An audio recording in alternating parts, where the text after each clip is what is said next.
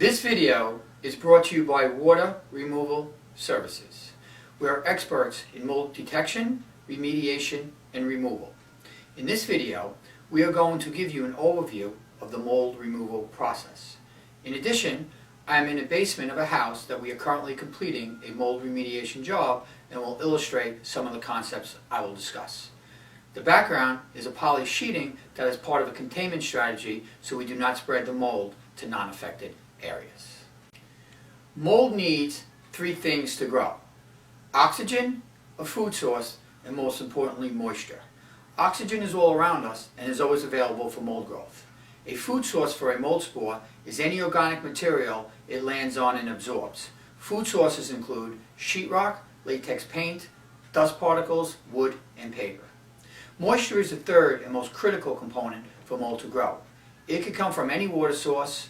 Some examples include a poorly ventilated bathroom, damp basements and crawl spaces, flooding or water getting into the walls, broken or leaking pipes, leaking windows, leaking air conditioners.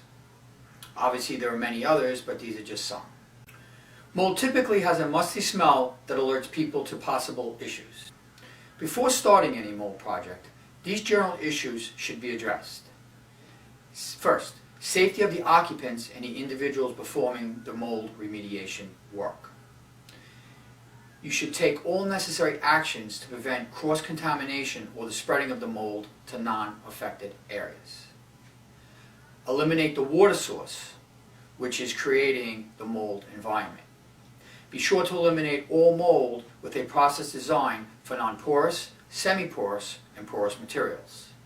Porous is defined as the ability of a material to absorb water or for the water to penetrate. An example of a non-porous item would be glass or glazed tile. Carpet or sheetrock are considered porous, and wood and concrete are semi-porous. Locating the water or moisture source in a mold remediation process is a basic requirement for the mold project to be successful. As we discussed, moisture is the most critical element and must be eliminated for any mold project to be successful. The moisture source must be determined and eliminated. This can be as simple as a broken pipe or can be quite tricky to determine the source. The water source must be determined and eliminated. The following is an overview how to clean the affected area in a mold remediation project. Generally, the affected area should be vacuumed with a specialized HEPA filter vacuum. Any equipment used must be thoroughly cleaned to prevent cross-contamination. Non-porous surfaces should be cleaned to remove the mold and can be reused. Semi-porous materials can often be cleaned and reused. Two examples are wood and concrete. More porous materials, such as drywall or carpet, are hardly ever salvageable once they have been contaminated. An application of an antimicrobial agent is typically applied after removing as much of the mold as possible. An antimicrobial agent is a fancy name for an agent that is capable of killing mold. The chemistry of these agents has advanced and they are quite effective and safe when used appropriately.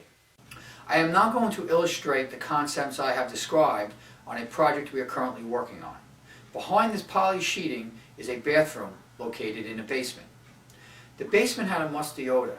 During the high humidity period in the summer, the odor was so strong the entire basement had an odor that made it uncomfortable to be down there. Here is a picture of the bathroom when we first encountered it. Okay, so it's a typical finished bathroom. That's the light there, it's a little glaring. Okay, so it has a very big odor. In terms of appearance, there's not too much going on, but we do see what appears to be some growth. We'll know more after testing. Through a combination of sampling procedures, confirm the presence of mold. Locating the moisture source, then eliminating it, is an absolute necessity for a mold remediation project to be successful. The origin of the water was a vent for the dryer. It was not venting outside, but the moisture was venting into the walls. The moisture was contained in the insulation as well as the sheetrock. The dryer was in the next room and the moisture made it behind the walls in the bathroom. My best guess is this problem was going on for an extended period which contained the elements for mold to grow: oxygen, sheetrock and latex paint, the food source, and moisture, the most critical element that led to the mold growth that probably took months and even years to develop. Here is the picture after the remediation. As we discussed, the moisture got into the insulation and sheetrock and was a perfect place for the mold to grow. The insulation and sheetrock had to be removed. Again, the sheetrock cannot be saved and has to be removed along with the insulation. We use a specialized HEPA vacuum on all surfaces to remove as much mold spores and dust particles as possible. All non-porous materials were cleaned and can be reused. We applied an antimicrobial agent on the remaining items in the bathroom. After the bathroom was completely dried, we used our HEPA vacuum again, wiped off the remaining items with a cloth moistened with our antimicrobial agent. I want to emphasize that we use specific protocols to ensure there was no cross-contamination in the cleaning process. The wood, a semi-porous material, was sanded, treated with an antimicrobial, dried and sealed so we can be assured there was no chance for any mold to grow. I would like to emphasize some important concepts as illustrated on this job. The amount of visible mold on the wall was relatively small, but the bathroom created an uncomfortable smell in a 900 square foot basement.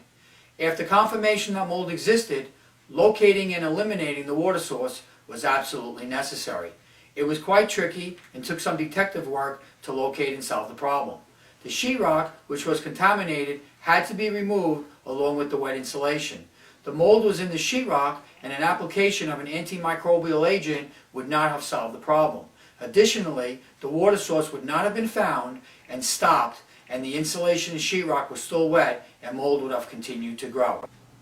A major concern in a mold remediation project is cross-contamination, or the spreading of mold from an affected area to a non-affected area. We have set up a containment area to ensure that cross-contamination does not occur. Mold growing from the bathroom to other areas of the basement. There are a variety of procedures we use to ensure we do not contaminate other parts of the structure. Some techniques to prevent cross-contamination include setting up a containment area, negative air, making sure the HVAC system does not spread the contamination, and double bagging effective items in the affected area as to not contaminate other areas. We use a variety of personal protective equipment to ensure our safety during a mold project. Some basic equipment include an air purifying respirator. Here is a picture of a half-face respirator, a full-face respirator, a protective suit with gloves. Of course, a respirator would be worn with the suit. Thank you for watching this video. I hope you have gained some insight into the mold remediation process. I want to emphasize that this video provides a general overview of best practice. Every situation is different, and professional judgment can influence specific decisions that are made on a particular job.